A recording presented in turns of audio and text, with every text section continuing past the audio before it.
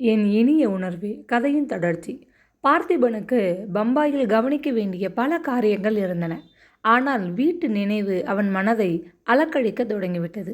பகல் முழுவதும் வியாபார நிமித்தம் பல இடங்களில் பலரை சந்தித்து பேசி வந்த காரியத்தை முடிக்கும் தீவிரத்தில் அவன் வீட்டை பற்றி மறந்திருக்க முடிந்தது.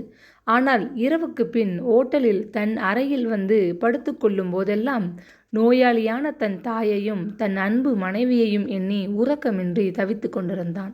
ஒவ்வொரு நாள் மாலையிலும் வேலைகளை முடித்துக்கொண்டு ஓட்டலுக்கு நுழைந்து ரிசப்ஷனில் தன் அறையின் சாவியை வாங்கி கொள்ள மேஜைக்கு முன் நின்ற அந்த சில வினாடிகள் அவனது நெஞ்சு எதிர்பார்ப்பில் வேகமாக துடித்தது. ஆனால் தினமும் ஏமாற்றம்தான் அவனுக்கு கிடைத்தது. இன்று வரும், நாளைக்கு வரக்கூடும் என்று அவன் எதிர்பார்த்த கடிதம் ஏதும் வரவே இல்லை. 2 கடிதங்கள் அவன் தன் மனைவிக்கு எழுதிவிட்டிருந்தான். ஒன்றுக்கும் அவளிடமிருந்து பதில் இல்லை.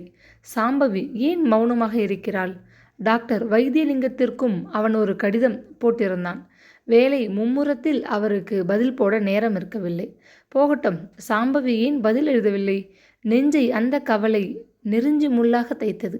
மாமியாருக்கு பயந்து எழுத தயங்கி கொண்டிருக்கிறாளா? அல்லது அவன் தாயாரின் உடல்நிலை மோசமாகிவிட்டதை பற்றி தெரிவிக்க அச்சமா? இருக்காது. அப்படி ஏதேனும் அசம்பாவிதம் நேர்ந்திருந்தால் குடும்ப வைத்தியரும் நண்பருமான வைத்தியலிங்கம் அவனுக்கு ஒரு தந்தி அடித்திருப்பாரே. தொலைபேசி வசதி இல்லாத கிராமம். அந்த வசதி மட்டும் அவன் வீட்டில் இருந்து விட்டிருந்தால் அவன் தினசரி 2 முறை சாம்பவியை கூப்பிட்டு பேசியிருப்பானே. வியாபாரம் என்று அதையே கவனித்து கொண்டு அவன் வீட்டை புறக்கணிக்க முடியாது. அம்மாவின் உடல்நிலை பூரணமாக குணமடைந்த பின்பு இன்னொரு தடவை அவன் பம்பாய்க்கு வர முடியும். இனியும் தாமதிக்கக்கூடாது. பரபரப்பான சிந்தனையில் அவன் ஊருக்கு திரும்ப உடனடியாக ஏற்பாடுகள் செய்ய துவங்கினான். புறப்பட்டு போனது போலவே சென்னை வரை விமான பயணத்தை மேற்கொண்டு ரயிலில் திருச்சிக்கு வந்து அங்கு முக்கியமாக சந்திக்க வேண்டிய ஒரு வியாபாரியை மட்டும் கண்டு கலந்து ஆலோசித்துவிட்டு பகல் பொழுது உச்சியை அடையும் முன் டாக்ஸியில் ஊர் திரும்பி விடுவது என்ற பயணத்திட்டம். சாம்பவி பதில் போடாது மௌனமாக இருப்பதற்கு பல காரணங்கள் இருக்கலாம். நேரடியாக விசாரிப்பு செய்து கொள்ள முடியும்.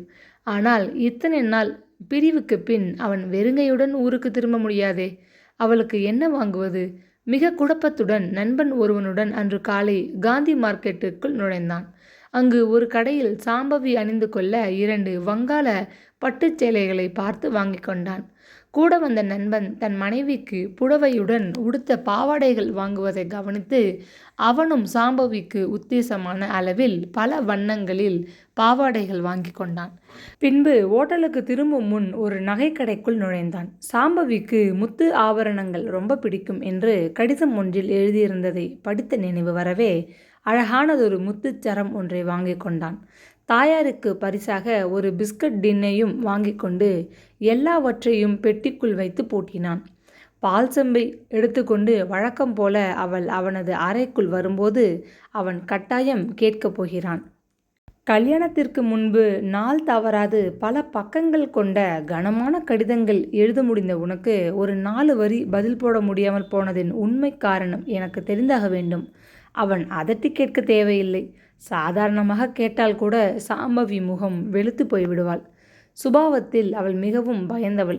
அவள் மட்டும் அப்படிப்பட்டதொரு அடக்கமான அருமையான குணமுடையவளாக இல்லாதிருந்தால் அவளிடத்தில் அதே படிப்பும் பட்டண வாசத்தின் துணிவும் எதிர்த்து பதிலளிக்கும் குணமுடைய வேறொரு பெண் இருந்திருந்தால் ஆரம்பத்தில் அவன் கடுமையாக நடந்து கொண்டதற்கும் நோயாளியான மாமியார் வாரி வீசும் சுடு சொற்களுக்கும் காலையிலிருந்து இரவு வரை ஓயாது உழைத்து கொண்டு ஒரு உயர்மட்டத்து வேலைக்காரியாக உழலும் நிலைக்கும் மனம் விதும்பி இந்நேரம் விவாகரத்து கோரியிருப்பாள். சாம்பவியை அவன் மனைவியாக அடைந்ததற்கு கட்டாயம் அவன் கொடுத்து வைத்திருக்கிறான். ஊருக்கு திரும்பியதும் அவன் வியாபாரத்தை கவனிக்கும் அதே தீவிரத்துடன் வீட்டையும் கவனிக்க வேண்டும். நோயின்றி குணமாகி வரும் தாயின் மனமும் இப்பொழுது ஓரளவு மாறுதல் அடைந்து விட்டிருக்கும். அவர்களது உடல் நலம் கெட்டுவிட்டதற்கு சாம்பவியின் யோகம் காரணமல்ல என்று புரியும்படி எடுத்துச் சொல்ல வேண்டும். குடும்ப வைத்தியர் டாக்டர் வைத்தியலிங்கம் 2 ஆண்டுகளுக்கு முன்னரே அம்மாவை எச்சரித்து விட்டிருந்தார். உடல் எடையை குறைத்து கொண்டு பத்தியமாக சாப்பிட வேண்டும் என்று வற்புறுத்தி இருந்தார். தங்கவேலுவை விதவிதமாக சமைக்கச் சொல்லி அளவுக்கு மீறி அம்மா அவைகளை ரசித்து சாப்பிடும் வழக்கம் கொண்டவர்கள். மகன் தடுத்தால் மகா கோபம் வந்துவிடும். அள்ளி தின்ன என் கணவர் ஏராளம் வச்சுட்டு போயிருக்கார். அதை கூட நீ ஏன் தடுக்கணும்? நீ சம்பாதிச்சு போட்டு நான் சாப்பிடலையே என்று கடிந்து கொள்வார்கள். அள்ளி தின்பதற்கும் ஒரு அளவு உண்டு. ஒரு வயதை தாண்டியவர்கள், இரத்த அழுத்த நோய் உள்ளவர்கள் கொஞ்சம் அளவோடு சாப்பிடுவது நலம் என்று ஒரு முறை சொல்லப்போக அம்மாவுக்கும் அவனுக்கும் இடையே பெருத்த மனஸ்தாபம் ஏற்பட்டுவிட்டது. நோயின் கொடுமையை அனுபவித்த அம்மா இப்பொழுது குணத்தில் திருந்திருப்பார்கள் என்ற நம்பிக்கையில் அவன் கண்டிப்பாக பேச வேண்டும். அந்த விருந்தாளிகள் இந்நேரம் ஊருக்கு திரும்பியிருப்பார்கள். அவர்களால் அதிக வேலை செய்து உழன்ற சாம்பவிக்கு கொஞ்சம் ஓய்வு கிடைத்திருக்கும். சாம்பவி, கவலைப்படாதே, எனக்கு காரணம் புரிகிறது. உன்னையே கவனித்து கொள்ள முடியாதபடி என் தாயாருக்கு பணிவிடை செய்து கொண்டு தவிக்கும் உனக்கு கடிதம் எழுத பொழுதில்லை. பரவாயில்லை, நான் உனக்கு பம்பாயிலிருந்து என்ன வாங்கி கொண்டு வந்திருக்கிறேன் தெரியுமா என்று கேட்டபடி அவள் முன் பெட்டியை திறந்து வாங்கி வந்தவைகளை படுக்கை மீது எடுத்து பரப்பினால் கண்கள் பளபளக்க வியப்புடன் அவனை அவள் பார்ப்பாள். அட்டை பெட்டிக்குள் அடங்கியிருக்கும் முத்து மாலையை எடுத்து அவள் கழுத்தில் பூட்டினால், என்னத்துக்கு இதெல்லாம்? நீங்கள் சௌக்கியமாக சீக்கிரமாக ஊர் திரும்பினதே போதுமே. கொஞ்சி குழைவாள். உணர்ச்சி வசத்தில் அவளது கண் இமைகளிலிருந்து கண்ணீர் துளிகள் இன்னொரு முத்து மாலையைப் போல அவளது நெஞ்சின் மீது விழுந்து கோலமிடும். இதற்குத்தான் ஒரு சீன கவிஞர் சொன்னான், பெண்களின் கண்ணீர் மௌன பிரசங்கி என்று. நீ சொல்ல வந்ததையெல்லாம் இந்த கண்ணீர் துளிகள் சொல்லிவிட்டன என்று சிரித்தபடி அவளை அருகே இழுத்து அழைப்பு மணி ஒலித்ததை கேட்டு சிந்தனை கலைந்து விழித்து கொண்டான். இரவுக்குள் அறையை காலி செய்திட போறீங்க இல்லையா? ஓட்டல் பையன் கேட்டதும் பரபரத்து போனான். ஆமாம், அவன் விரைவாக எல்லாவற்றையும் ஒழுங்கு செய்து கொண்டு கிளம்ப வேண்டுமே. சென்னையில் விமானத்தில் நின்று இறங்கியதும் இரவு ரயில் வண்டியில் பயணப்படுவதற்கு முன்னர் அவனுக்கு கொஞ்சம் அவகாசம் இருந்தது. டாக்ஸி ஒன்றில் விரைந்து மாமனார் வீட்டை அடைந்து அவர்களின் நலனை விசாரித்து வர விரும்பினான். தனியாகவா முதலாக மாமனார் வீட்டுக்கு போவது? ஊருக்கு திரும்பியதும் அம்மாவின் உடல் நலன் ஓரளவுக்கு திருப்தியாக இருந்தால் அவர்களை கவனித்து கொள்ள அந்த நர்ஸ் கமலாவை அமர்த்திவிட்டு சாம்பவியுடன் திருச்சியிலிருந்து விமானம் மூலம் சென்னைக்கு சென்று பரிசு பொருட்களுடன் போய் காண வேண்டும். அதுதான் முறை.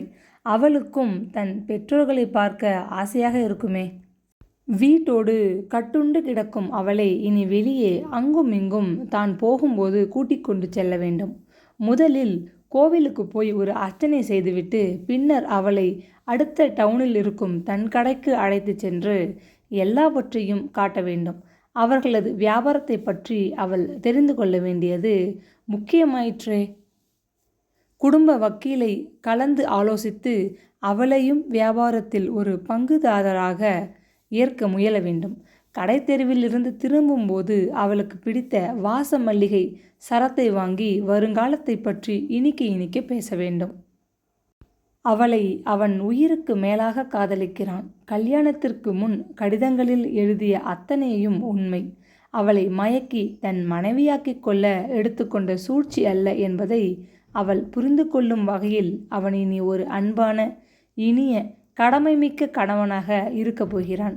இரவு முழுவதும் ரயிலில் உறங்காது சாம்பவியை பற்றி சிந்தனையில் கழித்தான். காலை திருச்சியை அடைந்ததும் வண்டியை விட்டு இறங்கி அருகில் ஓட்டலில் பல் துலக்கி முகம் கழுவி காப்பி பலகாரத்தை முடித்துக்கொண்டு தான் முக்கியமாக சந்தித்து பேச வேண்டிய வியாபாரிக்காக மணி 10 வரை காத்திருந்தான். விரைவாக வியாபார காரியத்தை கவனித்து கொண்டு ஒரு டாக்ஸியில் ஊருக்கு விரைந்தான். வண்டி வேகமாகத்தான் ஓடியது. ஆனாலும் அவனுக்கு அது ஊர்வது போன்றதொரு பிரமிப்பு. டாக்ஸி நின்ற சத்தம் கேட்டு யாரும் வெளியே வந்து எட்டி பார்க்கவில்லை. மிகவும் வியப்புடன் டாக்ஸியை அனுப்பிவிட்டு கேட்டை திறந்து கொண்டு தனது பெட்டிகளை தானே சுமந்து கொண்டு வராந்தாவில் வைத்தான். சாம்பவி சமையலறையில் வேலையாக இருப்பாள். இல்லாவிட்டால் கேட்டை திறக்கும் சப்தம் கேட்டதுமே ஓடி வந்து விடுவாளே எண்ணியபடி அழைப்பு மணியை அழுத்தினான். கதவை திறந்த டாக்டர் வைத்தியலிங்கத்தை கண்டு அதிர்ந்து போனான். கவலை படிந்திருந்த அவரது முகம் அவனது மனதில் பயத்தையும் பலவித கலவரத்தையும் எழுப்பியது. அம்மாவின் உடல்நிலை அதிகமாகிவிட்டதா? எண்ணுவதற்குள் பின்னால் வந்து நின்ற அலமேலு அம்மாளை கண்டு பதறி போய்விட்டான். அவர்கள் அங்கே வந்திருப்பதன் காரணம், அம்மா இறந்து விட்டார்களா? ஐயோ, அவன் ஊரில் இல்லாத போது இப்படியா ஒரு பயங்கரம் நிகழ வேணும்? உடல் முழுவதும் உணர்ச்சி வசத்தில் ஆட, டாக்டர், என்ன சங்கதி என்றான் பதட்டமாக. உள்ளே வாங்கோ, நிறைய பேசணும் என்றார் வைத்தியலிங்கம். படபடவென்று மார்பு துடிக்க, நெற்றி முழுவதும் வியர்வை துளிகள் பொடிக்க, அடிவயிற்றில் நின்று புரண்டெழுந்த கலவரம் நெஞ்சை அழுத்த தன் வீட்டிற்குள் தயக்கமாக நுழைந்தான். கடவுளே, என் தாயாருக்கோ சாம்பவிக்கோ எந்த விதமான தீங்கும் நேர்ந்திருக்கக்கூடாது. இருவரையும் நான் ரொம்ப நேசிக்கிறேன். உள்ளம் பிரார்த்தனையில் உருகியது. கண்கள் கலங்கி போயின. ப்ளீஸ் சப்ஸ்கிரைப் பண்ணாமல் வீடியோ பார்த்தீங்கன்னா சப்ஸ்கிரைப் பண்ணிவிடுங்க. ப்ளேலிஸ்ட்டை கிளிக் பண்ணி எபிசோடு 1லேருந்து பாருங்கள். அருமையான கதை.